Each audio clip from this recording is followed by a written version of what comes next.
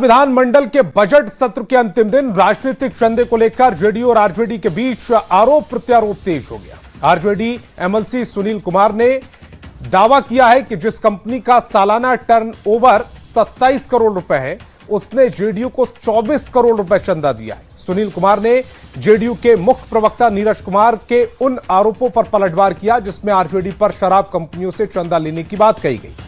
RJD MLC ने कहा कि जेडीयू सबसे बड़ी भ्रष्टाचारी पार्टी है और सालों तक एक कंपनी से लगातार चंदा लेती रही। उन्होंने दस्तावेज दिखाने का दावा करते हुए कहा कि किंग महेंद्र से जेडीयू ने करीब 5 सालों तक इलेक्टोरल बॉन्ड के जरिए हर महीने 99 लाख रुपए लिए हैं। भाई, आपकी पार्टी भी प्रत्येक महीना 99 लाख रुपया किंग महेंद्र जी से 5 साल तक लेती रही। उन्होंने चिल्लाना शुरू कर दिया। उन्होंने कहा कि साक्ष्य पेश कीजिए और उन्होंने सदन के बाहर में यह बात भी कहा। तो आज मैं वैसे पार्टी जो इस बिहार में उससे बड़ा भ्रष्टाचारी कोई पार्टी नहीं है, उससे बड़ा कोई दोहन करने वाला कोई पार्टी नहीं है, पूरा बिहार को लूट लिया। लगातार 99 लाख रुपया, ये पूरा डेटा है, 99 लाख रुपया कई वर्षों तक लेता रहा। इसके अतिरिक्त उसने अपने पार्टी फंड में तकरीबन 146 करोड़ रुपया, मैं उस पार्टी का बात कह रहा हूं जिसके शीर्षस्थ नेता समाजवादी चोला पहने रहते हैं, सत्य हरिश्चंद्र बने रहते हैं और पूरे बिहार को उन्होंने भ्रष्टाचार के आकंठ में डुबो दिया। मैं उसका डेटा दे रहा हूं।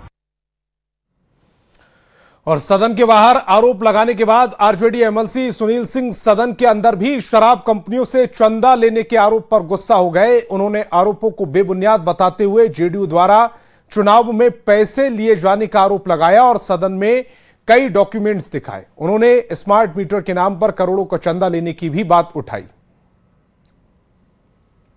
कि 99 लाख रुपया प्रत्येक महीना आपकी कोई बात हो उसको रख दीजिए, हम रख देंगे। हाँ, नहीं, किंग महेंद्र से भी आप लोग वसूल करते रहे और 200 करोड़ रुपया 200 करोड़ रुपया इसने वसूला है अवैध रूप से। सर रख दीजिए, रखते हैं पटल। ये महोदय, ये सूचना पर नहीं है। और सुनील सिंह के आरोपों पर जेडीयू एमएलसी नीरज कुमार ने पलटवार करते हुए कहा कि आरजेडी ने शराब कंपनियों से पैसा लिया, पश्चिम बंगाल की कंपनी से चंदा लिया। इलेक्टोरल बॉन्ड लेना गुनाह नहीं, लेकिन आरजेडी ने बिहार में शराबबंदी लागू होने के बावजूद शराब कंपनियों से पैसा लिया। ये लोग कायर हैं। विधानसभा में शराब की डिलीवरी कराने की बात कही थी, लेकिन उनका दावा फुस हो गया। 2019 से 2022 तक हम लगातार 2005 से सत्ता में हैं। हमको 23 करोड़ रुपया इलेक्टोरल बॉन्ड के रूप में मिलता है और राष्ट्रीय जनता दल को 17 महीना में 85 करोड़ का इलेक्टोरल बॉन्ड के रूप में चंदा मिलता है। और चंदा कौन देता है? शराब की कंपनियां चंदा देती है।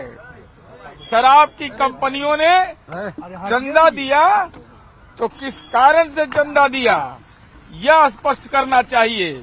और इससे बड़ा जालसाजी क्या होगा? आईएफडीए इंडस्ट्रीज लिमिटेड जो पश्चिम बंगाल की कंपनी है, 2023-24 में मात्र 13 करोड़ 87 लाख उसकी पूंजी है और 35 करोड़ का चुनावी चंदा देता है। हमारा सवाल केवल एक है कि इलेक्टोरल बॉन्ड के रूप में चंदा लेना गुनाह नहीं था, लेकिन आपने बिहार में शराबबंदी था तो शराब की कंपनियों से आपने पैसा क्यों लिया? और सुनील सिंह के आरोप पर मंत्री अशोक चौधरी ने कहा है कि जहां तक चंदा लेने का मामला है, किंग महेंद्र हमारे पार्टी से सांसद थे और फार्मास्यूटिकल का बड़ा बिजनेस था। वह अगर पैसा देते हैं तो पार्टी को चंदा देते हैं, इसमें कुछ गलत नहीं है। शराब किंग महेंद्र शराब बनाते थे। नहीं 5 साल he was my MP। King Mahendra हमारे मेंबर ऑफ पार्लियामेंट थे, हमारी पार्टी के थे और किंग महेंद्र एक बड़े उद्योगपति थे जो ऑलरेडी फार्मास्यूटिकल सर्विस में थे। उन्होंने दिया पैसा पार्टी को चंदा। अरे इसमें क्या खराबी है? लेकिन ऐसा जिनसे कोई पार्टी का संबंध नहीं है, जिनसे वैसे लोगों से ना, आप तो शराब कंपनी जो चलाता है, जिन लोग शराब में है, उनके साथ आपने पैसा लिया है।